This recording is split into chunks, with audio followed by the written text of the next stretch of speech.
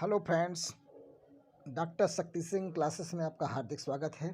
और आज का जो पेपर था जो कि बीएड फर्स्ट सेमेस्टर के चौथे पेपर से संबंधित था, और ये पेपर पूर्णतः रमन बिहारी लाल की किताब से बनाया गया है।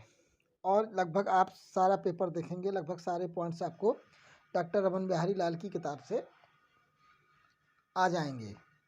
मैं आप लोगों को पहले भी बताया हूँ कि दरअसल पुरानी किताबों से बहुत ज़्यादा प्रश्न फंस रहे हैं और उन्हीं से ज़्यादातर क्वेश्चन पूछे जा रहे हैं। तो उसी में मैं आज आपको सॉल्व इसका करने जा रहा हूँ। और आप जानते हैं कि मेरी जो चैनल है डॉक्टर शक्ति सिंह क्लासेस, उसको आप सब्सक्राइब कर दीजिए, लाइक कर दीजिए। गूगल पे जाके डॉक्टर शक्ति सिंह क्लासेस डालेंगे, वो मिल जाएगी आपको बड़े आराम से। और जैसा कि मैं अभी सेकंड सेमेस्टर के लिए भी क्लास बनाऊंगा, और उसमें भी आपको वीडियो के माध्यम से और ऑडियो के माध्यम से पढ़ाऊंगा। और जो भी आपको समय समय यूनिवर्सिटी से जो भी मार्गदर्शन चाहिए वो मैं आपको देता रहता हूँ, आपको पता ही है। और चूँकि मैं कभी भी कोई भी चीज़ गलत नहीं बताता हूँ, जो भी बताऊँगा हूबहू बताऊँगा, एग्जैक्ट बताऊँगा, किसी प्रकार के तर्क वितर्क की बात नहीं करूँगा। यदि कोई चीज़ सही होगी वही बात करूँगा, गलत चीज़ों पर मैं डिस्कस नहीं करता, गलत सॉल्व पेपर मैं करता नहीं हूँ कभी। ठीक है, जैसे सभी लोग जानते हैं मैं एक गवर्नमेंट टीचर भी हूँ, और इसलिए मैं कभी भी कोई चीज़ गलत प्रस्तुत नहीं करता हूँ। तो आज का मैं पेपर आपको सॉल्व कराता हूँ। बौद्ध शिक्षा प्रणाली प्राथमिक शिक्षा में प्रवेश के लिए कितने अक्षरों का ज्ञान कराया जाता था? इसमें 49 अक्षरों का ज्ञान कराया जाता था। ये सिद्धू रस्तु नामक जो पुस्तक थी उसमें 49 अक्षर थे जिनको विभिन्न क्रमों में रखा जाता था। अगला क्वेश्चन है कि बौद्ध काल में शिक्षा को क्या कहा जाता था? तो बौद्ध काल में जो शिक्षक को कहा जाता था कि बौद्ध काल में उपाध्याय कहा जाता था। और नए शिष्य को श्रमण या सामने कहा जाता था। शागिर्द है जो ऑप्शन है, ये शागिर्द है वो मुस्लिम काल में कहते थे, सामने शिष्य को कहते थे, और गुरु को वैदिक शिक्षा में कहते थे। और तीसरा क्वेश्चन है कि बौद्ध काल में बालक को शिक्षा ग्रहण करने के लिए कौन सा संस्कार था? तो बौद्ध काल में पबज्जा संस्कार से स्टार्ट होती थी। पबज्जा शब्द का अर्थ होता था बाहर आना, और उपनयन संस्कार का संबंध वैदिक शिक्षा से था, जो शिक्षा के लिए था। अब पढ़ने संस्कार का कोई संबंध यहाँ था नहीं शिक्षा से। और इस प्रकार ये इसका हुआ पवज्जा। और चौथा जो प्रश्न है कि वैदिक शिक्षा का जो मुख्य उद्देश्य था, तो वैदिक शिक्षा का जो मुख्य उद्देश्य था, वो वैदिक शिक्षा का जो मुख्य उद्देश्य आप देखेंगे तो वैदिक शिक्षा का मुद्दे आध्यात्मिक उद्देश्य महत्वपूर्ण था। और आप देखेंगे कि यहाँ पर आपका पवज्जा आएगा, और यहाँ पर आपका 49 अक्षर आएंगे। और यहाँ पर क्या कहा जाता है? तो भाई उपाध्याय कहा जाता है। इसी तरह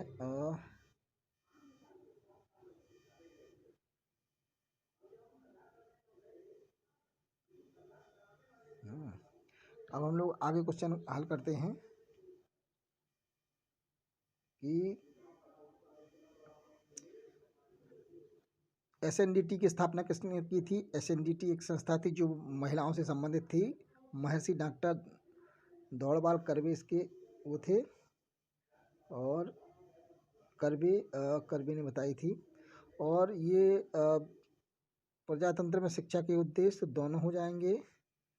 और किस अनुच्छेद में कहा गया था कि शिक्षा? तो ये 29(2) है, 29(2), ये 29(2) होगा।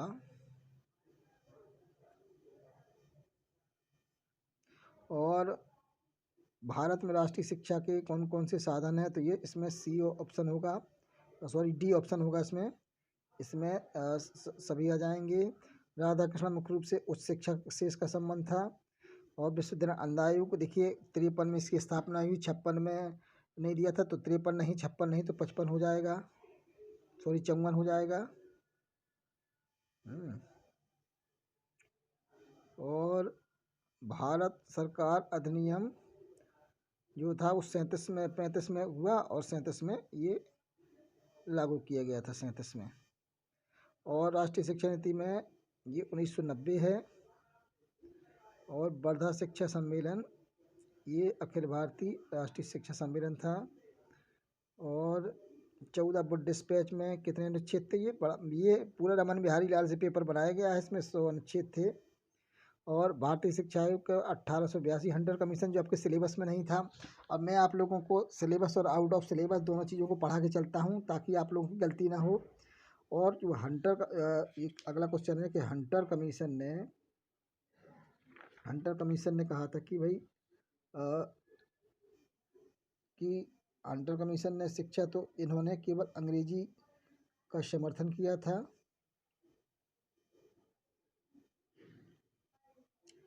और हंटर कमीशन ने केवल अंग्रेजी का ही समर्थन किया था, क्योंकि इस पर भी उसने कुछ सुझाव न देकर अंग्रेजी का समर्थन किया था, यही इसने सभी में किया था। और इसके बाद है तो कौन सी संरचना थी, तो 5+3+ ये जो संरचना थी इसमें 5+3+4 लास्ट में 4 था, 5 ये संरचना थी। और इन्होंने एक क्वेश्चन था, कौन सा था कि विभिन्न उच्च संस्थानों में प्राप्त क्रेडिट या डिजिटल रूप में कहाँ सुरक्षित रखा, ये रखा जाएगा आपका एकेडमिक बैंकों में। और इसके अलावा अगला जो क्वेश्चन था कि राष्ट्रीय महिला शिक्षा समिति का गठन कब किया था, ये 1958 में किया गया था। और अगला जो क्वेश्चन है कि हंसा मेहता जो समिति थी तो हंसा मेहता जो समिति थी इसने दोनों प्रकार की शिक्षा का समर्थन किया था, यानी इन्होंने स्त्री शिक्षा पुरुष शिक्षा की जो लिंग भेद की शिक्षा का भी इन्होंने विरोध किया था। और भिन्न भिन्न पाठ्यक्रम पर आधारित शिक्षा, यानी सी को ऑप्शन उसका हो जाएगा, शिक्षा के 4 स्तंभ ये सभी हो जाएंगे। और अगला है गांधी जी ने शिक्षा का माध्यम बताया था, तो गांधी जी ने प्राथमिक शिक्षा संबंध में कहा था, इसका ऑप्शन होगा सभी। और अब आते हम लोग मुदालियर कमीशन का कार्य क्षेत्र था, तो मुदालियर कमीशन का संबंध माध्यमिक शिक्षा से था।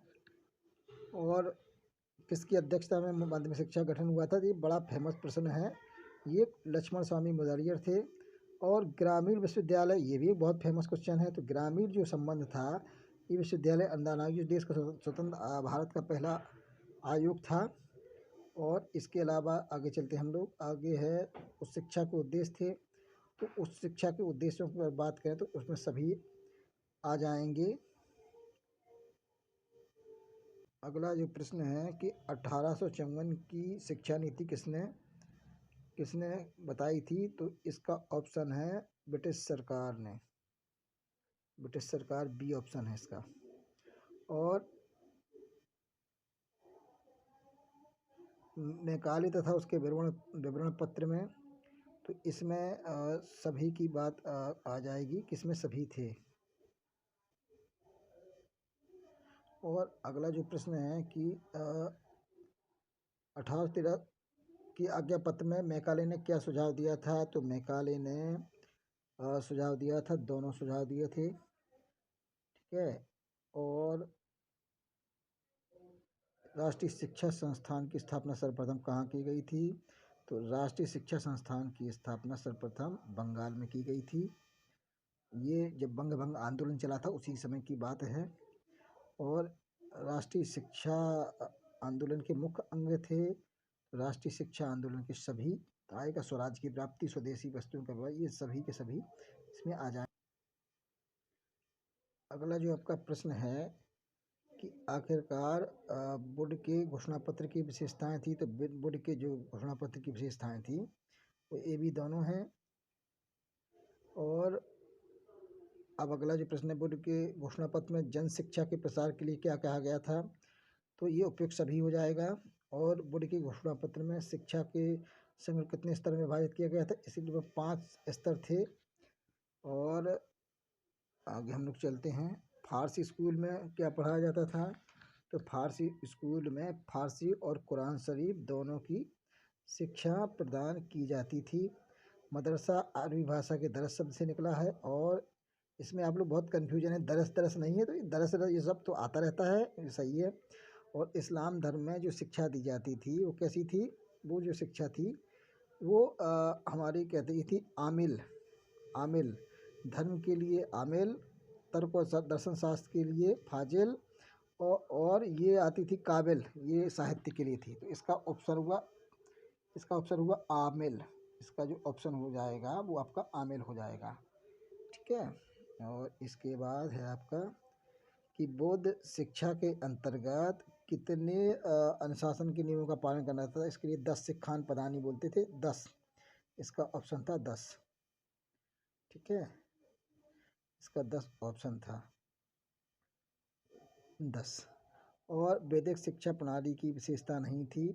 तो वैदिक शिक्षा प्रणाली की जो विशेषता थी इसमें सभी थी उत्तम शिक्षण विधियों का, लेकिन शिक्षा की मनोवैज्ञानिक संरचना नहीं थी, रटने पर आधारित थी, निःशुल्क शिक्षा थी, गुरु शिष्य संबंध में अनुशासित जीवन था। लेकिन अब उन्होंने कहा कि प्राचीन काल में शिक्षण का कार्य जो रूप होता था वो कैसा होता था। तो ये माना गया है कि प्रायः कि जो शिक्षा थी वो मौखिक थी। ठीक है, शिक्षा व्यवस्था मौखिक थी। ये एकदम मैंने सही क्वेश्चन बताए हैं। और ये सारे के सारे क्वेश्चन डॉक्टर जो रमन बिहारी लाल की जो पुस्तक है भारतीय शिक्षा का इतिहास एवं समस्याएं, उस किताब से ही पूरा जो पेपर बनाया गया है। जिसने भी बनाया है, पेपर बनाने वाले ने रमन बिहारी लाल की पुस्तक से से ही बनाया है पूरा पेपर। तो डॉक्टर शक्ति सिंह क्लासेस में आप आइए, आप सभी लोगों का स्वागत है। सब्सक्राइब करिए। और आप लोगों को जो भी समस्याएं हैं, मोबाइल नंबर सभी के पास मेरा है 7652 085 271, ये मेरा मोबाइल नंबर है। और जो मेरी टेलीग्राम लिंक है 9936323214, इसके माध्यम से आप जुड़ सकते हैं। और मोबाइल नंबर मैं फिर से बता दूँ 9936323214, ये मेरा टेलीग्राम का नंबर है, इस पर आप कॉन्टेक्ट कर सकते हैं। और 7652 085 271, ये मेरा मोबाइल नंबर। इस तरह से आप जुड़ते रहिए, सेकंड सेमेस्टर के लिए तैयार रहिए। कल एक क्लास पेपर बचा है, इसके बाद आप सेकंड सेमेस्टर के लिए आप मेरे टेलीग्राम के लिंक के माध्यम से जुड़ सकते हैं और इस सब चीज़ का लाभ उठा सकते हैं। और डॉक्टर शक्ति सिंह क्लासेस में भी आप जुड़ते रहिए। और आपने मुझे सुना, उसके लिए बहुत बहुत धन्यवाद सभी का। आपका अगला जो आने वाला पेपर है उसके लिए आप सभी को शुभकामनाएं। और देखते रहिए और सभी लोग अपना टेंशन मुक्त रहें। जो हुआ अगले पेपर की ओर देखें। धन्यवाद सबको, बाय। जो भी है, मेरी जो टेलीग्राम चैनल है, जो लोग जुड़े हुए हैं वो जुड़ जाएं। मैं महत्वपूर्ण प्रश्नों को आज फिर रात में ऑडियो रिकॉर्डर के रूप में भेजूंगा, क्योंकि समय कम है और इलेक्शन ड्यूटी भी है मेरी, इसलिए मैं थोड़ा सा बिजी हूँ बहुत ज़्यादा। लेकिन फिर भी मैं प्रयास करके रात में आपको महत्वपूर्ण प्रश्नों को आप तक भेजूंगा। देखने के लिए सभी का धन्यवाद। मेरी चैनल को अगर अच्छी लगे तो सब्सक्राइब जरूर कर दीजिएगा। धन्यवाद, बाय सभी को।